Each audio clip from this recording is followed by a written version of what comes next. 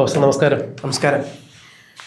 സാമുദായിക ആചാര്യന്മാരുടെ തിണ്ണ നിറങ്ങാൻ എന്നെ കിട്ടില്ല എന്ന് പ്രതിപക്ഷ നേതാവ് ആയിരിക്കുന്നതിന് മുൻപ് തന്നെ ഇപ്പോഴത്തെ മുഖ്യമന്ത്രി വി ഡി സതീശൻ്റെ ഭാഗത്തു നിന്നൊരു പ്രസ്താവന ഉണ്ടായിരുന്നു. അത് ഈ കഴിഞ്ഞ തെരഞ്ഞെടുപ്പിനോടനുബന്ധിച്ചൊന്നും വന്ന കാര്യങ്ങളല്ല, മുൻപേ അദ്ദേഹം പറഞ്ഞിട്ടുള്ളതാണ്. അത് അദ്ദേഹം പിന്നീടത് വ്യക്തമാക്കിയിട്ടുണ്ട്. സാമുദായിക നേതാക്കന്മാരുടെ തിണ്ണ നിറങ്ങാൻ പോകില്ല എന്ന് പറഞ്ഞാൽ തെരഞ്ഞെടുപ്പ് വരുമ്പോഴോ അല്ലെങ്കിൽ മറ്റേതെങ്കിലും ആവശ്യങ്ങൾക്കോ സാമുദായിക ആചാര്യന്മാരെ കാണേണ്ടി വന്നാൽ കാണില്ല എന്നുള്ളതല്ല. അത് ജനാധിപത്യ പ്രക്രിയയുടെ ഒരു ഭാഗം അല്ലാതെ പോകും. അവരെ കാണാതിരുന്നു കഴിഞ്ഞാൽ തീർച്ചയായും അവർ കാണും. പക്ഷേ അവരുടെ സാമുദായിക ആചാര്യൻ എന്നുള്ള സ്ഥാനം ഉപയോഗിച്ചുകൊണ്ട് അതിൻ്റെ സ്വാധീനത്തിൽ ഏതെങ്കിലും കാര്യങ്ങൾ വ്യക്തിഗതമായോ അല്ലെങ്കിൽ പ്രസ്ഥാനത്തിന് വേണ്ടി നേടിയെടുക്കാൻ വേണ്ടി അവരുടെ കാല് പിടിക്കാനോ അവരുടെ തിണ്ണ നിറങ്ങാനോ എന്നെ കിട്ടില്ല, ഞാൻ പോകില്ല എന്നാണ് പറഞ്ഞതെന്ന് സതീശൻ വ്യക്തമാക്കിയിട്ടുണ്ടായിരുന്നു. പക്ഷെ അത് ഫലത്തിൽ ഇവിടെ കേരളത്തിലെ രണ്ട് പ്രബല സമുദായങ്ങളായ NSSൻ്റെയും SNDPയുടെയും എല്ലാം അധ്യക്ഷന്മാരെ വല്ലാതെ ചൊടിപ്പിക്കുകയും ഈ രണ്ട് പരമാധ്യക്ഷന്മാർ വി ഡി സതീശനെതിരെ തിരിയുന്ന കാഴ്ചയും നമ്മളന്ന് കണ്ടതാണ്.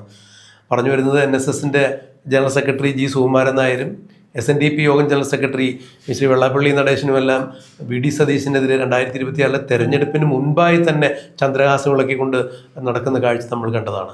ഒരുപക്ഷെ ഒരു വേള ഈ വി ഡി സതീശൻ ഈ തെരഞ്ഞെടുപ്പിൽ തോക്കും എന്ന് പോലും നമുക്ക് തോന്നിപ്പോയി ഈ രണ്ട് സാമുദായിക ആചാര്യന്മാരുടെ ചില പ്രസ്താവനകൾ കാണുമ്പോൾ. കാരണം വി ഡി സതീശൻ്റെ സ്വന്തം മണ്ഡലമായ ഈ വടക്കൻ പറവൂരിൽ ഈഴവ സമുദായത്തിനും നായർ സമുദായത്തിനും പ്രബലമായ വോട്ടുകളുള്ള ഒരു മണ്ഡലം തന്നെയാണ്. പക്ഷേ വി ഡി സതീശൻ ഇക്കുറിയും ഗംഭീര ഭൂരിപക്ഷത്തോടു കൂടി തന്നെയാണ് അവിടെ നിന്ന് തിരഞ്ഞെടുക്കപ്പെട്ടത്. അതിൽ നിന്ന് നമുക്കൊരു കാര്യം മനസ്സിലായി.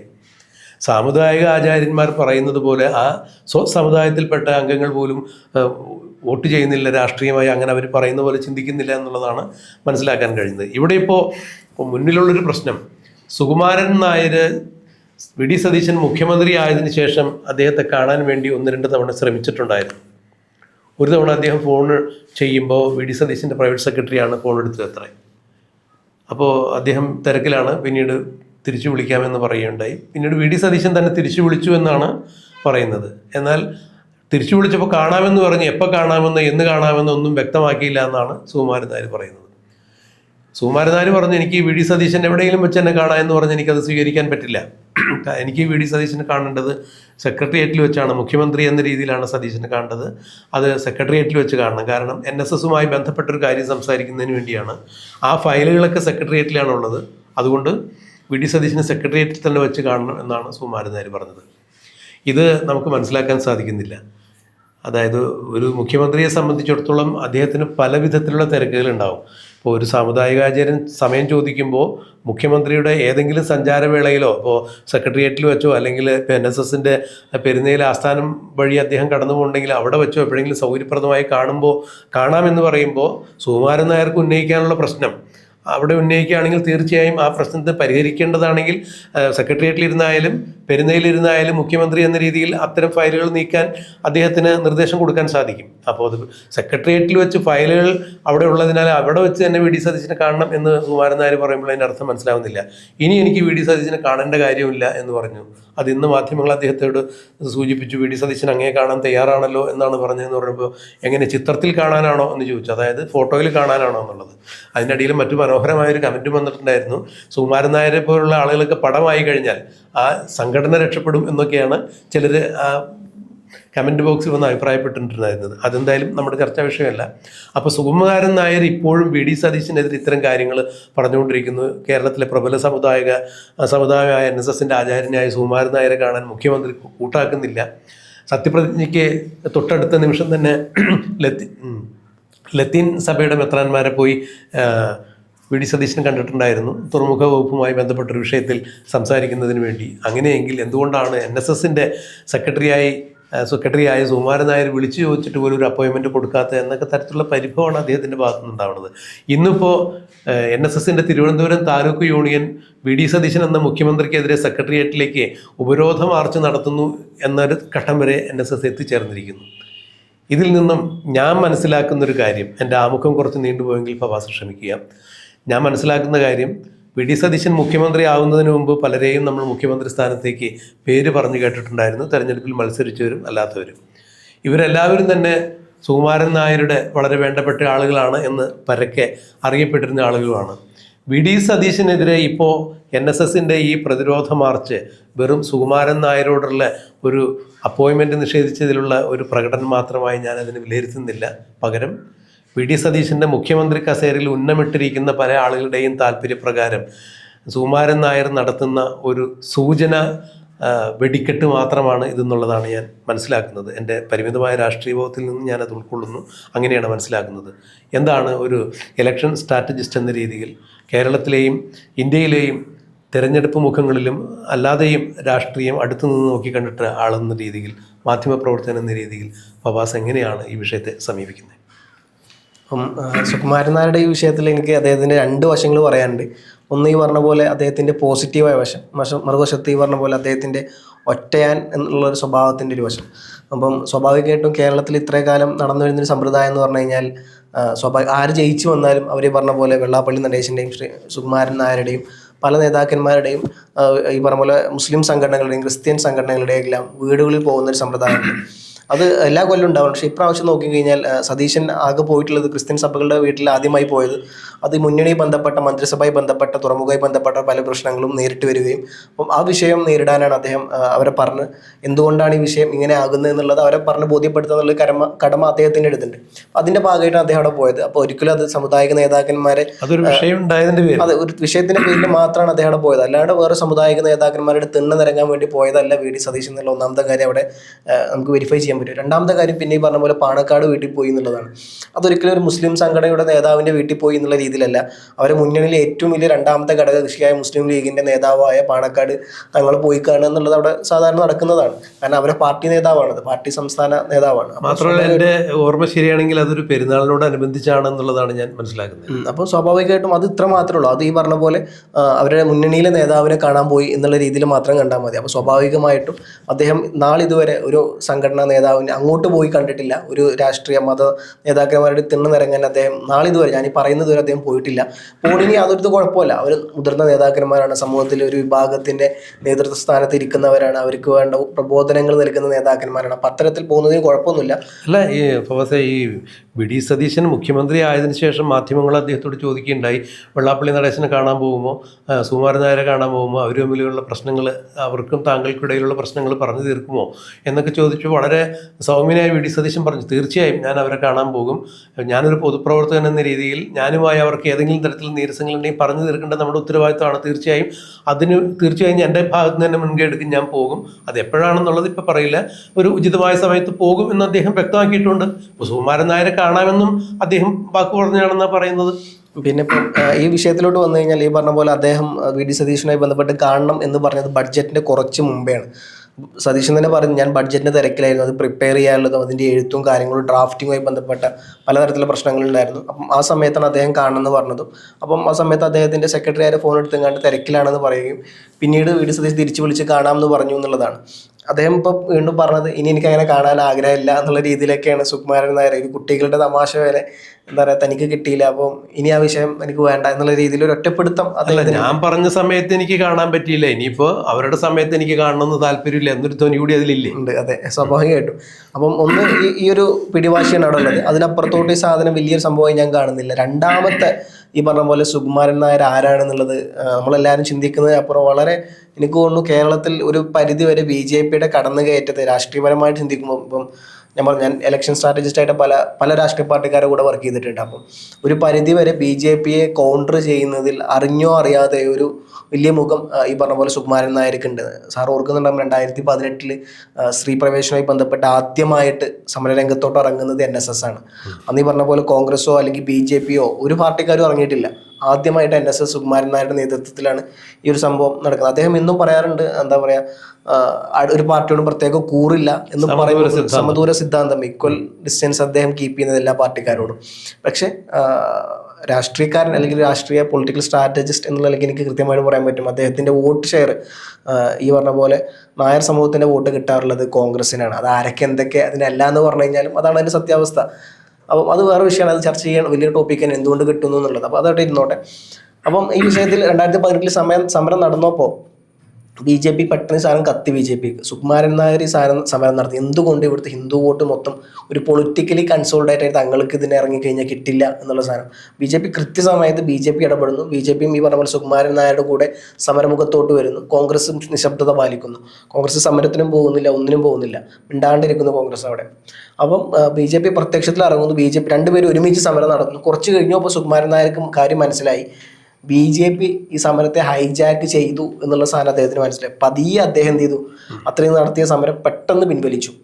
അത് അദ്ദേഹം ചെയ്ത് പൂർണ്ണ ബുദ്ധിയാണ്. അതുകൊണ്ട് തന്നെ 2019 ഇലക്ഷനിലെ വോട്ട് കിട്ടിയത് മൊത്തം കോൺഗ്രസിനായിരുന്നു. അദ്ദേഹം കൃത്യമായിട്ട് ആ സാധനം BJP വോട്ട് ഈ പറഞ്ഞ പോലെ NSSനെ ദുരുപയോഗം ചെയ്യാൻ തുടങ്ങിയത് അദ്ദേഹത്തിന് മനസ്സിലായ ഒരു സ്ഥിതി കണ്ടപ്പോൾ അദ്ദേഹം പിൻവലിച്ചു. ഇനിയിപ്പോൾ ഞാൻ ഈ പറഞ്ഞ പോലെ മറ്റൊരു കാര്യം പറയാനുള്ളത്, ഈ പറഞ്ഞ പോലെ 2026 ജൂലൈയിൽ NSS സ്ഥാപക ദിനത്തിൽ മന്നത്ത് പത്മനാഭൻ്റെ പ്രതിമ അനാച്ഛാദനം ചെയ്യുന്ന സമയത്ത് ഈ പറഞ്ഞ പോലെ ഉപരാഷ്ട്രപതി വന്നായിരുന്നു.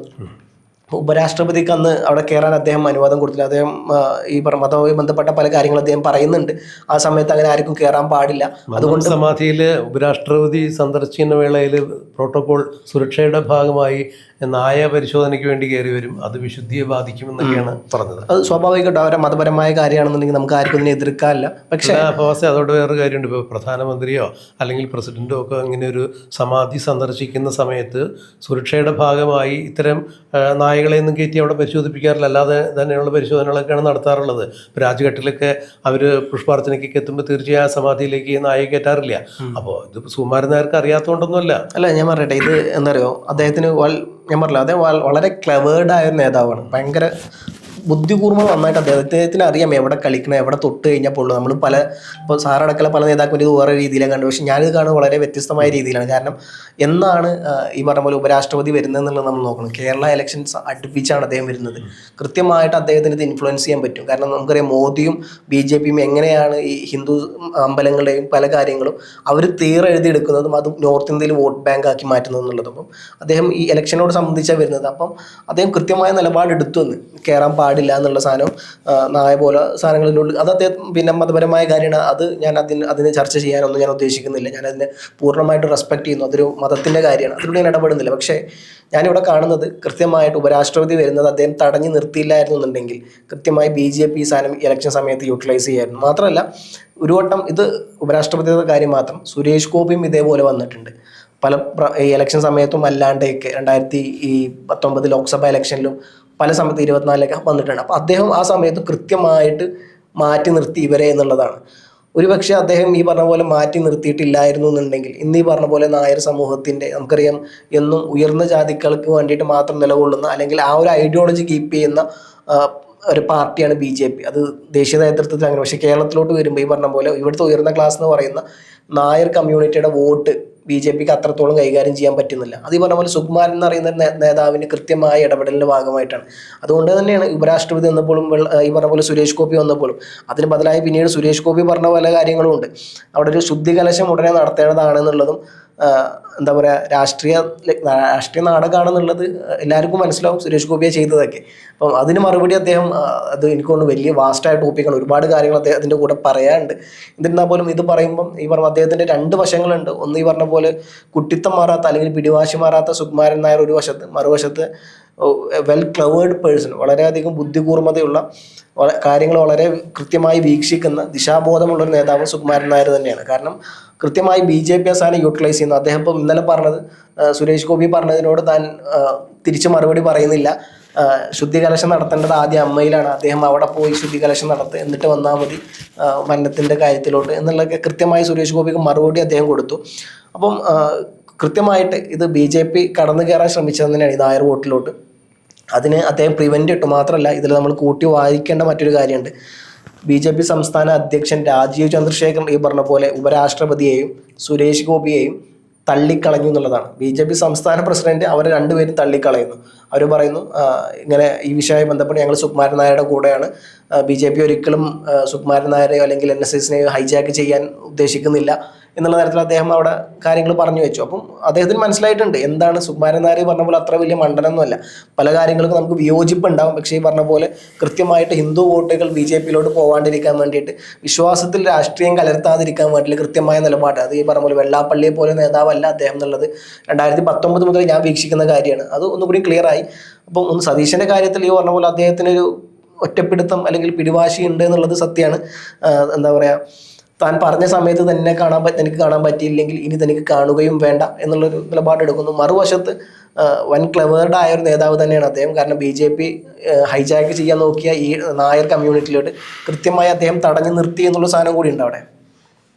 തീർച്ചയായും ഇപ്പോൾ ഈ NSS എന്ന സമുദായത്തിലുപരിയായി രാഷ്ട്രീയത്തിൻ്റെ ചില പിന്നാമ്പുറ നാടകങ്ങൾ കൂടി അവിടെ നടക്കുന്നുണ്ട് എന്നുള്ളത് തന്നെയാണ് മനസ്സിലാക്കാൻ സാധിക്കുന്നത്. നേരത്തെ പറഞ്ഞ പോലെ ഇപ്പോൾ VD സതീശനെതിരെ സുകുമാരൻ നായർ ഇത്തരം കാര്യങ്ങൾ പറയുമ്പോൾ സുകുമാരൻ നായർക്ക് കേരളത്തിൻ്റെ മുഖ്യമന്ത്രി കസേരയിൽ ഇന്ന ആളുകളൊക്കെ വരുന്നതിനുള്ളൊരു താല്പര്യം നേരത്തെ തന്നെ ഇല്ലായിരുന്നു എന്ന് പറഞ്ഞാൽ നമുക്കൊരു കാരണവശാലും അത് അംഗീകരിക്കത്തക്കതല്ല. കാരണം അതിന് ഏറ്റവും ഉദാഹരണമായി ചൂണ്ടിക്കാണിക്കാവുന്ന രമേശ് ചെന്നിത്തലയെ ആഭ്യന്തര വകുപ്പ് മന്ത്രിയായി അവിടെ നിയോഗിക്കുന്നതാണ് കണ്ടത്. തിരുവഞ്ചൂർ രാധാകൃഷ്ണൻ എന്ന ചുത്യർഹമായ ആഭ്യന്തര വകുപ്പിൽ സേവനമനുഷ്ഠിച്ച, അതായത് TP ചന്ദ്രശേഖരൻ വധക്കേസൊക്കെ അന്വേഷിച്ചതിന് തെളിവുണ്ടാക്കി തുമ്പുണ്ടാക്കി അന്വേഷണം ഊർജിതമായി മുന്നോട്ട് നടക്കുന്ന അവസരത്തിലാണ് തിരുവഞ്ചൂരിനെ ആഭ്യന്തര വകുപ്പ് മന്ത്രി സ്ഥാനത്ത് നിന്ന് മാറ്റി രമേശ് ചെന്നിത്തലയെ ആ സ്ഥാനത്ത് പ്രതിഷ്ഠിക്കുന്നത്. അത് സുകുമാരൻ നായരുടെ കളി തന്നെയായിരുന്നു. NSSന് താക്കോൽ സ്ഥാനം വേണം എന്ന് പറഞ്ഞിട്ട്. പക്ഷേ ഈ തിരുവഞ്ചൂർ രാധാകൃഷ്ണൻ എന്ന് പറയുന്ന ആളും NSSൻ്റെ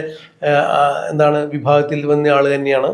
രമേശ് ചെന്നിത്തലയും അങ്ങനെ തന്നെയാണ്. പക്ഷേ തിരുവഞ്ചൂരിനേക്കാൾ കൂടുതൽ താല്പര്യം അത് പല രീതിയിലുണ്ട്. ഇപ്പം കറുത്ത നായർ, വെളുത്ത നായർ, പാലക്കാടൻ നായർ എന്നൊക്കെ പറഞ്ഞുകൊണ്ട് തരൂറിനെ പലപ്പോഴും ഈ പറഞ്ഞ പോലെ പാലക്കാടൻ വെള്ളി നായർ എന്നൊക്കെ പറഞ്ഞ് പല രീതിയിൽ കളിയാക്കാറുണ്ട്. അപ്പോൾ തരൂറുമായി ബന്ധപ്പെട്ട പല കാര്യങ്ങളും സുകുമാരൻ നായർ വളരെ വിട്ടു നിന്നായിരുന്നു. പിന്നീട് തരൂറുമായി വളരെ അടുത്ത് നിന്ന് നമ്മൾ കണ്ടതാണ്. അപ്പോൾ ഈ വിഷയത്തിൽ ഇങ്ങനെ ഒരു വശം കൂടി അതിലുള്ള. അപ്പോൾ അതിൻ്റെ പുറകിൽ ഇനിയിപ്പോൾ VD സതീശൻ മുഖ്യമന്ത്രിയായത് കേരളത്തിൽ എല്ലാവർക്കും അറിയാമല്ലോ. ഹൈക്കമാൻഡ് വരെ നട്ടം തിരിഞ്ഞു നിന്ന സാഹചര്യത്തിൽ കേരളത്തിൻ്റെ ജനവികാരത്തെ മാനിക്കാതെ VD സതീശനല്ല മറ്റാരെങ്കിലും ആണ് മുഖ്യമന്ത്രി ആവുന്നതെങ്കിൽ കേരളത്തിൽ കോൺഗ്രസിൽ വലിയ പൊട്ടിത്തെറികളുണ്ടാകും, വലിയ ധ്രുവീകരണത്തിന് സാധ്യതയുണ്ടെന്ന് കൃത്യമായി രാഹുൽ ഗാന്ധിയും മല്ലികാർജ്ജുൻ ഖാർഗെയൊക്കെ മാരത്തൺ ചർച്ച നടത്തി പല വിഭാഗക്കാരെ പലപ്പോഴായി വിളിക്കുന്നു.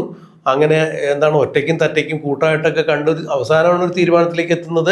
ജനവികാരത്തെ മാനിച്ചുകൊണ്ട് VD സതീശൻ മുഖ്യമന്ത്രിയാവണം. ഘടകകക്ഷിയായ മുസ്ലിം ലീഗും RSPയും ജോസഫ് ഗ്രൂപ്പും ഒക്കെ കൃത്യമായ നിലപാടുകളും അക്കാര്യത്തിൽ എടുത്തിട്ടുണ്ടായിരുന്നു. പക്ഷേ അതിനെ മറികടന്നുകൊണ്ട് വീണ്ടും VD സതീശൻ്റെ മുഖ്യമന്ത്രി കസേരയെ ഉന്നമിട്ടുകൊണ്ട് ഇപ്പോഴും കുറച്ച് നാളെങ്കിലും മുഖ്യമന്ത്രി ആയിരിക്കണമെന്ന് താല്പര്യമുള്ള പലരും ഉണ്ട്. മത്സരിക്കാത്ത ആളുകളും മത്സരിച്ച ആളുകളും ഒക്കെ ഉണ്ട്.